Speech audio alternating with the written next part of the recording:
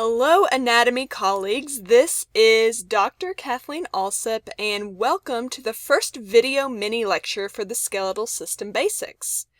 I am very lucky that I get to start my discussions with all of you with one of my all-time favorite subjects in anatomy, which is the skeletal system. It is just really on up there in terms of my favorites. Within this entire session of the skeletal system basics, we will discuss a multitude of things related to the skeletal system, which includes things like bone growth, bone cells, and composition. But we are going to start with the basic of basics and start with a discussion of the multitude of functions that the skeletal system has. But before we can really get into that and to make sense of some of these functions, we're going to start with a discussion of what the skeletal system is actually composed of. So what makes up the skeletal system? And spoiler alert, it is more than just bone. Now for each mini lecture, I will have a list of questions like you see here that you should be able to answer from the information we discuss throughout. I highly recommend writing down or maybe saying out loud the answers to these in your own words after you viewed the video. The act of really doing this is quite powerful and will get you so much further than trying to memorize or just straight memorize everything I say. So kind of watch the video, take notes, and then try to answer these on your own afterwards. So we will begin breaking down each function of the skeletal system. We'll take these one by one, and I expect you to know all of these, but pay close attention to these details and these particular questions here as we discuss the functions, and you'll have a good time working through these and answering these questions. Alright, so when you think of the skeletal system, I am sure your first thought is bone. And that is great. That means you're on the right track. Bone makes up the majority of the skeletal system, and it is extremely important to note that this is a dynamic organ, meaning it is not static.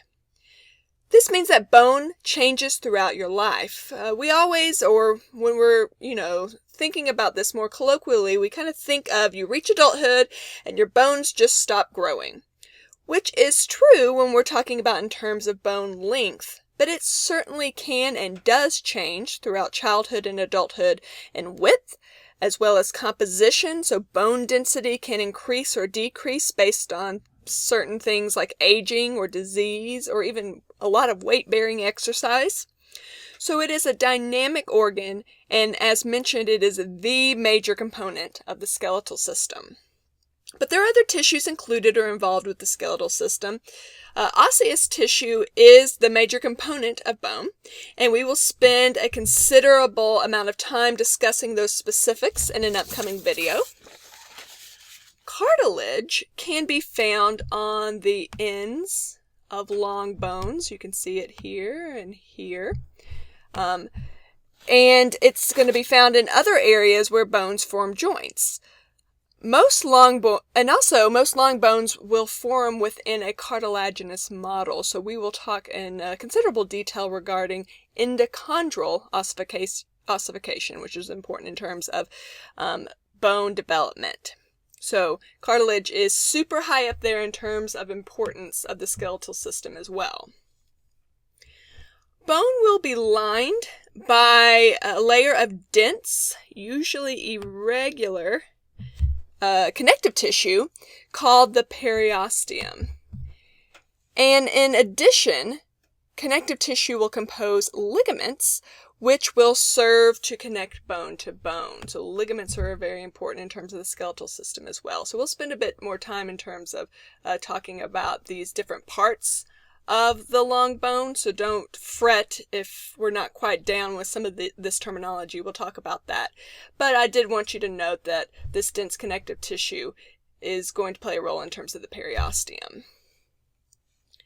Epithelial tissue will line some of the hollow areas in bone, particularly in certain areas like your paranasal sinuses of the skull. So if you think of your sinuses acting up, those are your paranasal sinuses. So epithelial tissue will play a role with some of the bone, but certainly not all. Marrow both yellow, which you're looking at right here, as well as red, can be found in bone with differing percentages dependent on many factors, particularly age. Adipose tissue is going to be the major component of the yellow bone marrow. So over here, you're going to have adipose really composing the majority of the yellow bone marrow. And that's going to be housed in this hollow medullary cavity in the middle of these long bones. And lastly, but certainly not least, the skeletal system will have a very robust neurovascular supply. And when I say neurovasculature, I mean a collection of arteries, veins, and nerves. And this is not the last time, or even close to the last time, we'll be talking about these different structures here. Bone is richly supplied with blood from arteries, and it's especially abundant in these areas of bone containing this red bone marrow. Veins and nerves will typically accompany or travel close to these arteries, and the periosteum on the outer portion of bone is especially rich in sensory nerves. Okay, so let's begin working our way through these functions. And this first one is probably something you have known for a good amount of your life already. The skeletal system is very important in terms of support. It serves as the major structural framework for the body, providing attachment for tendons of most skeletal muscle. So all these bumps that you see on bones are these bumps and lumps on bones are mostly areas where muscle tendons attach during life. So very important in terms of providing that supportive framework. The skeleton also serves an important role in protection, and this is another fairly intuitive function of the skeletal system. It protects some of our most important internal organs, including the brain, which you can see here, being protected by the skull. But also the heart and lungs are going to be housed within this thoracic cage region. You would have a lung here, and a lung here, and then a heart here. Obviously not drawn to scale. Additionally, the spinal cord will be protected within the vertebral column, which is running down the midline. And there are many other important internal organs that are supported or protected by the skeletal system. And we'll talk a bit more about that as we discuss each bone. Okay, so those are some of the more intuitive ones. Bones, while not capable of contracting themselves, will play a big role in movement because most skeletal muscles are going to attach to bone. So very important in terms of that. So it is the skeletal muscle that will actually be what's contracting. But since it is attached to bone, it will pull on the bone to produce the movement that we see, say, when you are flexing your elbow. So your biceps brachii in this situation, that muscle will contract or shorten, and it will pull the bones in your forearm in order to create this action. Now moving into some slightly more complex functions, let's talk mineral storage and release that's associated with bone. And the main mineral stored in bone is, of course, calcium. And we've all heard that catchy ad campaign for milk, calcium is good for your bones. Mainly because bone is the major reservoir for calcium, up to 99% of the total blood calcium. And calcium will be released from bone to maintain mineral balances, homeostasis. It will help to distribute calcium throughout the body to help important bodily functions. One example of that is calcium plays an important role in terms of allowing muscle contractions to happen. And we will additionally talk in some more detail in subsequent sessions about how certain hormones will actually play a role in initiating increased or decreased calcium storage in bone.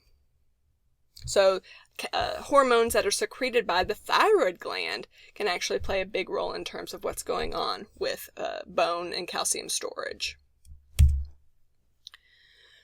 Within certain bones, there will be variable amounts of a connective tissue lovingly referred to as red bone marrow. And red bone marrow is going to produce red blood cells, white blood cells, and platelets in a process called hematopoiesis. Sorry, that was hard for me to say, hematopoiesis. And this is basically blood cell production. Now, you are going to have a whole session later on in the course about blood, so I don't want to spoil too much of the fun here. But it is directly related to bone because red bone marrow is present in developing bones of the fetus and in the early juvenile, and will persist even in some adult bones, such as the coxal bones, or which more colloquially we refer to as your hip bones. The ribs will also still have red bone marrow persisting, the sternum, some of your vertebrae, so just to name a few. But with age, much of the red bone marrow will convert to yellow bone marrow, which leads us to our last function. And this is going to be triglyceride storage. Yellow bone marrow consists mostly of adipose tissue or adipose cells, which are very important in terms of triglyceride storage. This is a potential chemical energy reserve. Sorry if you heard my email pop up. I meant to turn that off. You can see in this image why the different marrows get their name. So red bone marrow is really red, and yellow bone marrow is relatively yellow. So please make sure that you kind of get an idea of some of the basics of these structures and how they're playing a role in terms of the functions. Like I said, we will refer and come back to this particular image to talk about these specific structures in a bit more detail. But at least we're starting to think through some of the reasons why we're learning about the skeletal system and what their functions are. So this wraps up the content for this mini lecture. Please make sure you go back to the learning objective slide and, really take what you have learned here and answer those questions. And like I said previously, answer those questions in your own words. That will make it so much more meaningful. Additionally, I like to end each one of my sessions with a question that we can work through. And many of these questions are just a quick gauge for you to assess your knowledge here. Some will make you think a bit more. Many will be similar to what you see on the exam. So let's get to this question. All right, so I wanted us to ease into this, so I've started with a true or false question. Just so you know, I typically don't ask many or any true or false questions on the exam, even though I could, but I do like them in the lecture format to serve as a jumping off point for you to be able to assess your knowledge or your basic understanding of the concepts. So, see if you can answer this. True or false? All bone marrow in adults is yellow bone marrow. Is this true or false? And if it is false, then why? Write out why it's false, or say out loud why you think it's false. So take a moment to think through this. And I recommend pausing the video if you need a bit more time. But if you are ready, let's review the answer. And hopefully you have landed on the fact that this question is false. This true or false question is false. Recall that I noted that red bone marrow can persist in some adult bones. Let's head back to this slide here.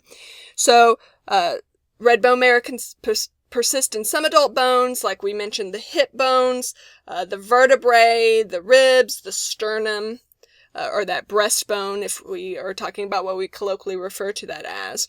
So, if there is some red bone marrow in adult bones, it can't all be yellow bone marrow, correct? So, again, the answer to this question is going to be false.